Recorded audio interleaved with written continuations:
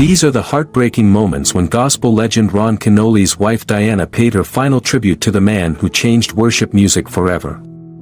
At 81 years old, the voice behind Ancient of Days has fallen silent, leaving behind a legacy that spans 5 decades and touched over 123 nations worldwide. When Ron Kenoly passed away on February 3, 2026, the gospel world didn't just lose a singer, it lost a generational gift.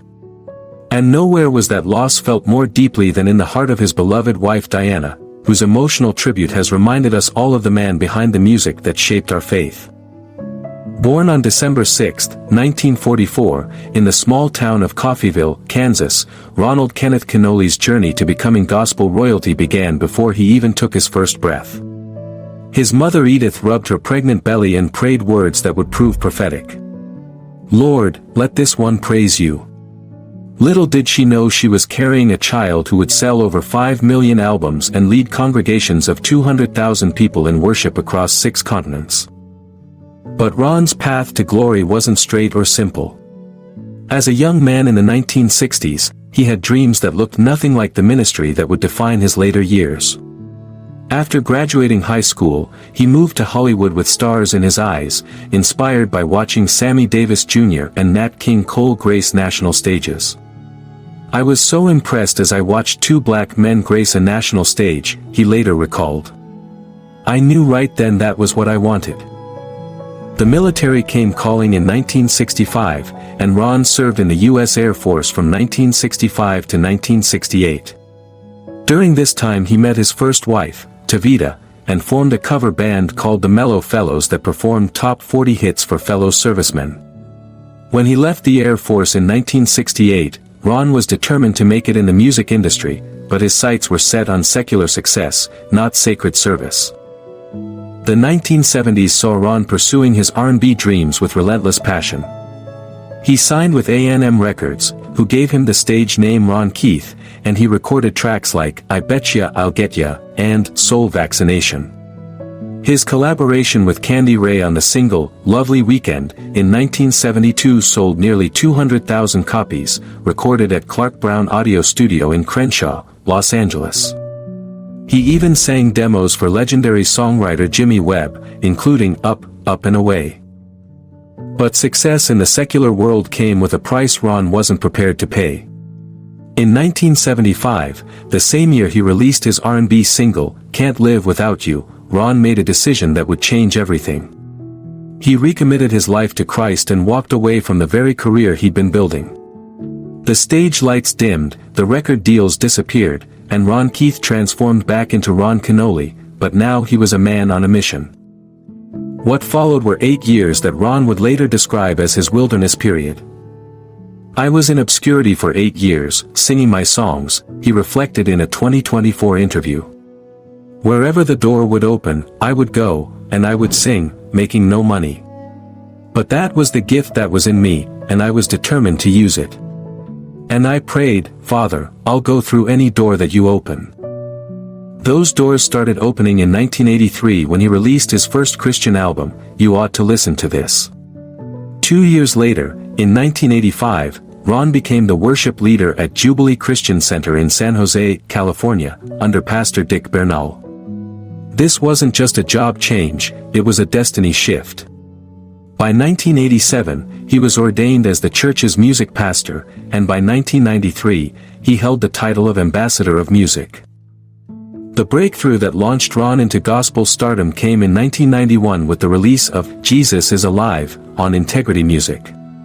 But his 1992 album, Lift Him Up, changed everything.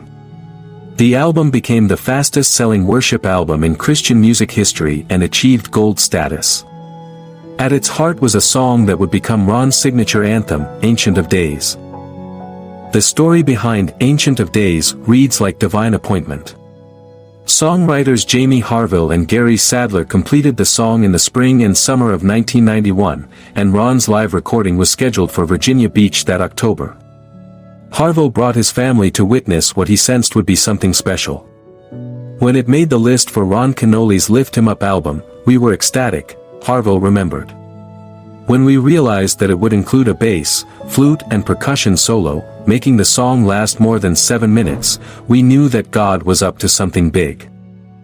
He was right. Ancient of Days didn't just become a hit, it became a generational anthem that transcended denominations, cultures, and continents. The song's impact was particularly profound in Africa, where Ron's music became the soundtrack to a worship revolution. In Nigerian churches at the dawn of the new millennium, Kenoly's songs didn't just play, they happened. Tracks like Ancient of Days and Lift Him Up became living anthems of praise, dynamic bridges where deep theology met unrestrained emotion. Ron's connection to Africa went beyond just musical influence. He adopted the Nigerian name Chukwuemeka, demonstrating his deep appreciation for African culture and worship. He ministered at the Experience concerts across Nigeria in 2016, performing in Lagos, Abuja, Port Harcourt, and Jos. His influence shaped an entire generation of Nigerian gospel artists including Sinak, Dunsin Oyekan, and Nathaniel Bassey. The numbers behind Ron's success tell the story of unprecedented impact. By 1995, he had passed the 1 million mark in total sales. Throughout the 1990s alone, he sold over 4 million worship albums, grossing more than $24 million. His live performances were legendary, regularly attracting congregations of 15,000 people in the United States, while in Bangalore, India, he performed for over 200,000 worshippers at a single meeting. For his 1998 album, Majesty, Ron assembled a choir of 300 voices and a full orchestra to worship with a congregation of 8,000. The resulting recording captured the essence of what made Ron special. He wasn't just performing music, he was facilitating an encounter with the divine. As his longtime music director Bruno Miranda wrote, he was never an artist, never an entertainer. He was a worship leader. And he took all the time necessary to explain what that truly meant. The late 1990s brought both triumph and transition. In 1997, Ron won the Dove Award for Praise and Worship Album for Welcome Home, which also hit #1 on the Billboard charts. But by 1999, he was ready for a new chapter. Ron moved to Central Florida and founded the Academy of Praise, a mentorship program designed to train the next generation of worship leaders. He also established Ron Kenoly Ministries in Orlando. Behind Ron's public success was a private foundation built on family. His first marriage to Tavita lasted over 42 years and produced 3 sons, Samuel, Ronald Jr., and Tony. The Kenoly brothers, as Samuel and Ronald Jr. became known, carried on their father's musical legacy. An interesting family connection that many don't know is that Ron's cousin is acclaimed actor Don Cheadle, adding Hollywood royalty to the Kenoly family tree. Tragedy struck when Tavita passed away, though the exact date remains private out of respect for the family. Ron found himself widowed after more than 4 decades of marriage, facing a future he'd never imagined. But love, it seems, had one more chapter to write. On November 24, 2014, at age 69, Ron married Diana, a remarkable woman whose accomplishments matched his own in scope and impact. Diana brought her own impressive credentials to their union.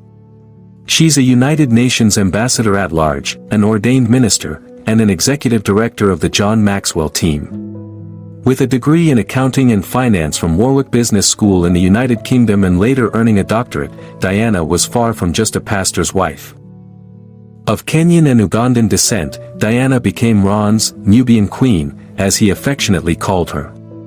In a May 2020 Facebook post, Ron's love for his second wife was evident. "I am truly blessed to have a wife of love, talent, wisdom, knowledge, beauty, class, patience, and understanding. She has helped me through some major health crises, personal misfortunes, and financial setbacks."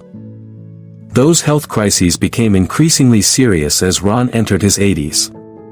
In June 2024, he was hospitalized with pneumonia and experienced adverse effects from conflicting medications.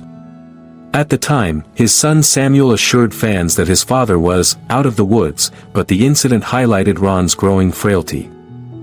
Still, Ron's passion for ministry never dimmed.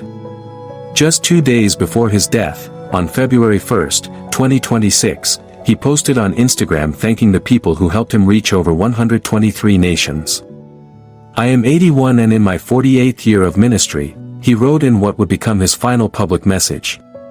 The post now stands as a poignant farewell from a servant who had completed his assignment. During his final years, Ron revealed the staggering scope of his creative output. He once tried counting his catalog and realized he had written over 1,500 songs. His journey hadn't been without struggles. He openly discussed overcoming accidents, sickness, a plane crash, and divorce, showing that even gospel legends face human challenges. On the morning of February 3, 2026, the voice that had led millions in worship fell silent. Ron Kenoly died at age 81 from natural causes related to age and long-term health problems, including heart and breathing issues that had limited his travel in recent years. The announcement came through a collaborative post on his official Instagram account by Bruno Miranda, his longtime music director and close associate. The gospel world's response was immediate and overwhelming. Nigerian gospel minister Nathaniel Bassey described him as a generational inspiration, noting that many modern worship leaders grew up on his songs.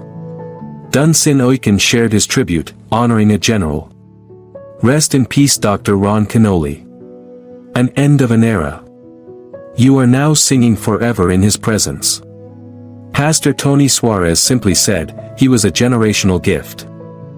But no tribute was more meaningful than the one that came from Diana, the woman who stood by his side through his final decade of ministry. While specific details of her emotional tribute remain private, those close to the family describe a woman overwhelmed by both grief and gratitude. Grief for the loss of her beloved husband, and gratitude for the years they shared together. Diana supported Ron as he continued teaching, writing, and traveling as much as his health allowed. She witnessed firsthand the toll that decades of ministry had taken on his body, even as his spirit remained willing. Since his passing, she's been active in sharing memories and preserving his legacy, ensuring that the worship revolution Ron started will continue to impact future generations. The statistics of Ron's career tell only part of his story.